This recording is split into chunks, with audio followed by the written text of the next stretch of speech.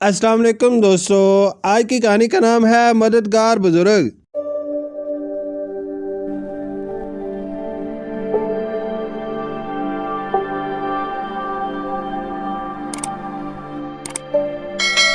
انوشا بیٹے آپ جواب کیوں نہیں دے رہی ہیں؟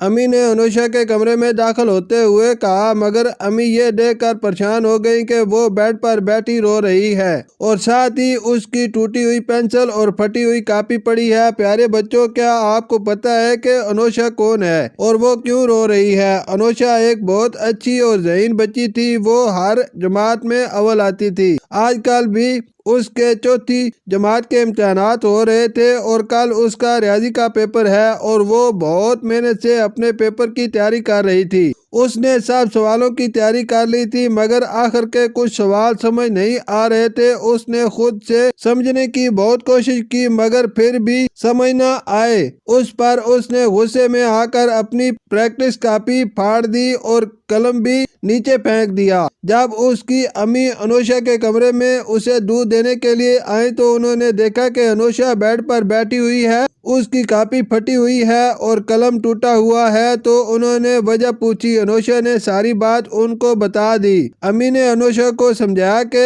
اللہ تعالیٰ نے بچوں کی مدد اور رہنمائی کے لیے ان کے بڑوں کو بنایا ہے، اس لیے جب بھی کوئی بات سمجھ نہ آ رہی ہو تو اپنے بڑوں سے مدد لے لینی چاہیے۔ یہ سن کر انوشا بہت خوش ہوئی اور کاپی قلم لے کر اپنی امی کے پاس بیٹھ گئی۔ انہوں نے تمام سوالات بآسانی انوشا کو سمجھا دیے۔ اس لیے تو کہتے ہیں کہ ہمیں اپنے بڑوں بزرگوں کی قدر کرنی چاہیے اور اپنے ہر کام میں ان کی مدد لینی چاہیے۔ شکریہ۔